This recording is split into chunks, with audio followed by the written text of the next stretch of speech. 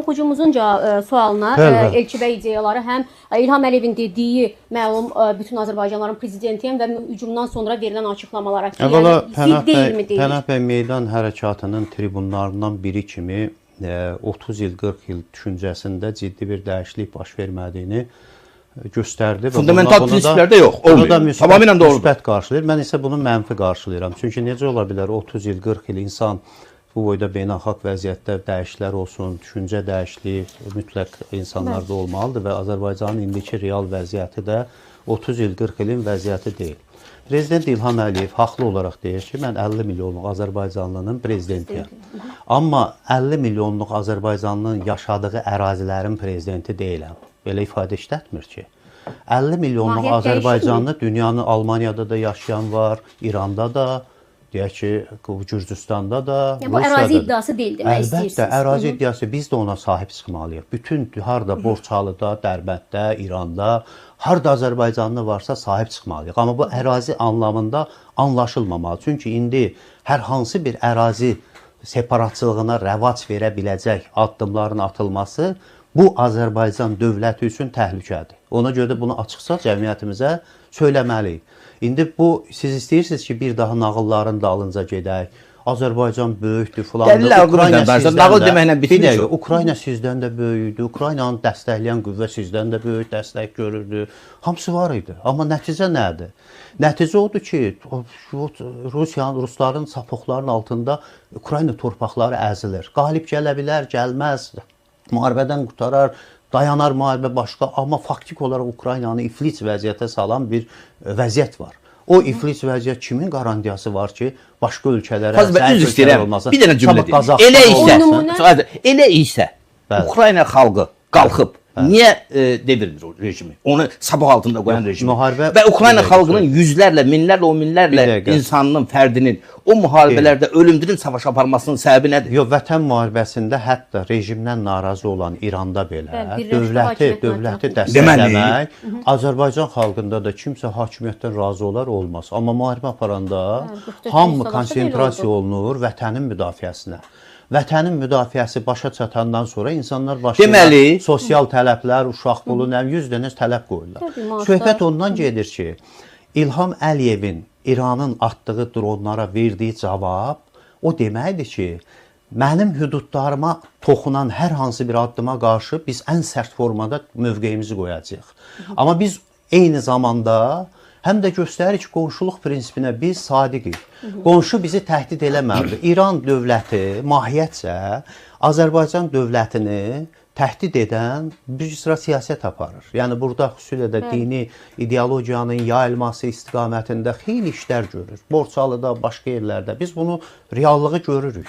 Amma biz indi hansı addımları atmalıyıq ki, daha çox güclənək. Daha çox güclənmək üçün Türk inteqrasiyası məsələsi var. Bunu addım-addım irəli aparırıq. Arada biləcək ki, azca bir Türk ordusu yarandı, ortaq Türk ordusu. İqtisadiyyatımız Türkiyənin, Azərbaycanın, Orta Asiyanın imkan verdi ki, biz güclü dövlətə çevrilək. Onda biz artıq hansısa formada ritorikamızda dəyişə biləcəyik. Söhbət bizim əvvəlki düşüncələrdən gedirsə, siz, məsələn, bu günləri oturmuşuq burada, İranda müharibə gedir. İranda müharibənin yekunları nə olacaq, olmayacaq və birdən-birə hamı saytlarda falan da hazır müşahidə edirsiniz də. Bir qism artıq orada Azərbaycanın birləşdirir. Heç orada Azərbaycanın rəyini soruşan. Bir qism deyir ki, Turanın paytaxtı Təbriz olmasa, Turan qurulmayacaq. İnsanların düşüşə malik olmaq və ifadə etmə haqqı var da. Deyir də. Haqqı var, amma haqqı var. Deyir də, yəni. Amma bizim də haqqımız var ki, Azərbaycan xalqının yeni məşəqqətlərə, hansı bir sürprizlərə, hansı bir təlatümlərə gəlib yenidən tuş olmaması üçün bir siyasətçi kimi, bir vətəndaş kimi məsuliyyətimiz var ki, biz də bunu izah eləyək. Bu eybi yox, 5 nəfər də desin ki, Fazil Mustafa vaxtı ilə Elçibey komandasında bunu düşür. Bəli, o vaxt elə düşünürdüm. O vaxt mənim düşündüyüm o dövrün şərtlərinə görə bəlkə də aldığım biliyə, informasiya görə uyğun idi, inandığım liderə görə uyğun idi. Amma indiki dövrdə mənim Azərbaycan dövlətinin bu prosesdə çəkdiyi zülmlər, problemlər, prosesləri görəndən sonra bu dövləti necə qoruyaq?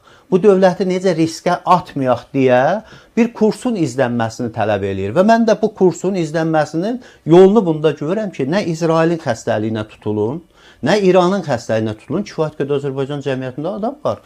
Nə də ki, keçmiş bizim sizə söylədiyimiz, nağıllar uydurduğumuz, müəyyən ideallar verdiyimiz məsələlərin bunun perspektivinə inanın. Yeni bir dövrə, yeni bir baxışla baxın ki, biz birinci növbədə bizim bu bölgədə ən böyük qazancımız odur ki, bax İranla müqayisə eləyin, Əfqanistanla eləyin, İraqla eləyin. Biz dünyəvi dövlət qurmuşuq.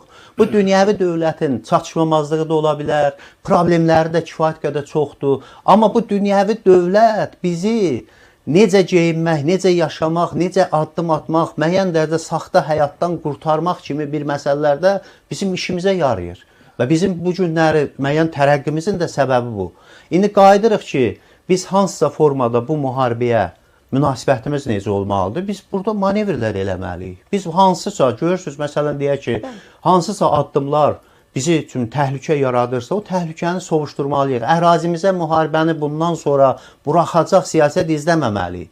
Ermənistanla bağlı mən misalı niyə çəkdim? Məsələn, Paşinyan kimi bir adam həqiqətən erməni xalqının qəhrəmanıdır. O cəsarətdə ikinci adama rast gəlməzsiniz. İkinci adam çıxır, bizim marağımızda uyğun deyir, Qarabağ separatçılığı bitdi. Qarabağla bağlı bütün şüarları mən qoymayacağım səsləndirəsiz. Bu bizim nəyimizə nə pisdir? Mən Paşinyanın bu addımını tərifləməyim. İkinci deyir ki, Ermənistan ərazisi, real ərazisi budur. Bundan o tərəfə boynunuzu çıxartmayın. İndi mən də Azərbaycan cəmiyyətinə deyirəm ki, 86,7 min kvadrat kilometrdən o tərəfə... Paşinyanın dediyi doğrudur. Bəli. Paşinyanın dediyi doğrudur. Biz niyə doğru deyil?